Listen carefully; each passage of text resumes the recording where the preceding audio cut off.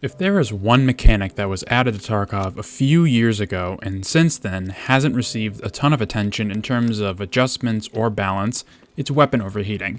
Something that certainly can happen if not taken into consideration in regards to your weapon builds and ammunition consumption, and can be the culprit for some untimely deaths.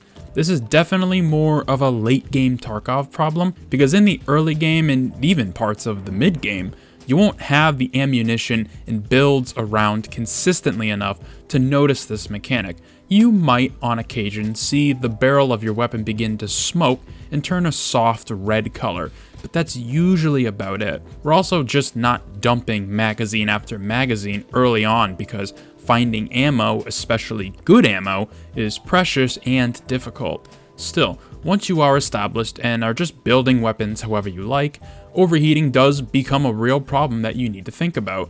And sadly, like a lot of other problems in the game, it's not balanced equally across the different weapons, calibers, and is sometimes too extreme in certain cases for certain weapons. It renders some types of weapons almost impossible to use unless under very specific circumstances, which can certainly make an argument that having special use cases for certain types of guns and ammos should just be how things work. On the flip side, with that being how this mechanic works currently, the weapons mostly affected should be adjusted in other aspects to counteract how easily they can overheat, either with their price, fire rate, or recoil. We'll get deeper into this, but while there are some extreme cases, overheating is more annoying than it is a way to balance weapons and ammos across the game. Overheating is simply another type of malfunction that was added into the game on December 12th of 2021. By firing a weapon rapidly and repeatedly, the barrel will begin to heat up, and visually you will first notice little streaks of smoke, and then as the weapon heats up, the barrel will grow a brighter hue of red. Firing too much without pausing, and the weapon will jam. Simple as that. But underneath, there are a few levels to this overheating status. The game doesn't tell you this, but the hotter the barrel gets and the closer it gets to jamming, the weapon's accuracy will start to go down, the chance of another type of malfunction goes up, overall durability goes down faster, and even the fire rate can be negatively affected. It's a rather in-depth system for how simple on the surface this whole thing looks, and for not saying anything about it in-game except for some little pieces of text on ammos and attachments that mention heat percentages going up, it's pretty thought out. And there are attachments and ammos that both negatively and positively affect how fast a weapon will overheat. Some will actually decrease how fast a weapon heats up and how fast it loses durability, and others will do the opposite to an extreme level. So when looking to build a weapon, if you're concerned about overheating, be sure to look at what your attachments are actually doing to the weapon. You might inadvertently be making it worse, unless you just don't care, in which case, hey, you do you. The biggest problem to me with this mechanic is how some weapons and calibers are disproportionately affected by this mechanic. Some will immediately say, well, that's just how it works in real life, or that's how you attempt to balance the game and the more powerful weapons, which I fully understand and appreciate you mentioning. But if I'm going to be brutally honest, the entire catalyst for this video even being made is the AS Val. For how awesome that gun is, how fun it can be to use, it just overheats way too fast. It's kind of ridiculous and silly how after a single 30 or even 20 round magazine of not even the good ammo, it's about to jam. I notice this in Tarkov all the time, but when playing with it in Arena and especially in Last Hero, the gun is almost unusable after one magazine because it takes so long to cool off.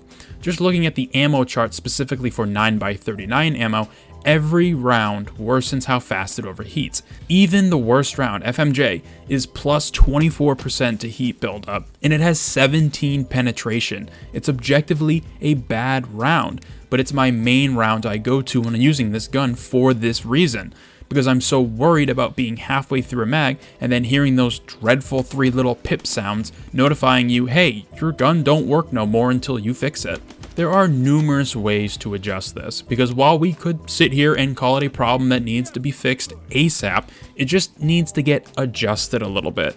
I am aware that making any adjustments to the valve might bring back flashbacks of the game from many years ago, where this weapon was king and the only thing people used. But honestly, the game is so much different now than when that was the norm. I doubt making the Val and other weapons overheat slower would change how people play the game. The Sig Spear is still in the game, and running ranged optics is still the meta. The Val just doesn't really fit in with what people want out of their weapons, so having the heat value for at least the bottom 3 or even 2 rounds of this caliber is a relatively simple start. The fire rate of the Val doesn't help it, being at 900 rounds per minute. I know BSG said that they slowed it down somewhere recently in the past, but it doesn't really feel like that's the case. All the 9x39 weapons would also benefit from this. The VSK, the SR3, the VSS, and the 9A91. These guns see seldom use in the game for a myriad of reasons, but overheating is one of the top problems. But this caliber isn't the only one that stands out to benefit from adjusting heat values. All of them, honestly, can see some boost. It's one of those cases where if all the calibers get adjusted slightly, then no one feels left out. It's a mechanic that could be toned down by a single-digit % across the board, and people wouldn't really be upset about it. I don't mind it being in the game. In fact, it's kind of sick looking when you kill a squad of players or a gaggle of scavs and all that remains are the dead bodies and you with a gun in your hand that looks like it wants to melt. Visually, it's a cool element and a clear indicator of, hey, you're shooting too much too fast. But the barrier between too much and uh-oh, the gun's jammed isn't equal across the board. Remember when malfunctions were first introduced?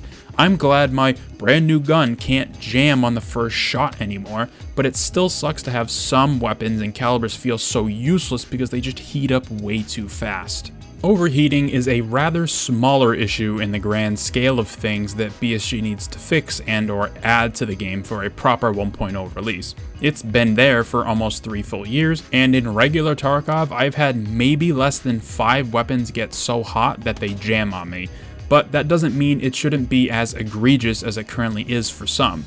It feels as though it should either be simply toned down across the board, or controversially, have more of an impact on more weapons and ammos. Something like the MP7 or even the Vector should be getting as hot as the Val because they shoot at the same fire rate. An HK should be bright red after a mag or 2 of the good stuff. Maybe I just haven't used some of these weapons enough in recent times and that's how it is currently, but to me, overheating isn't balanced across the board currently and could use another round of adjustments. It's either too extreme for some or not enough for others, and to be honest, that just feels bad.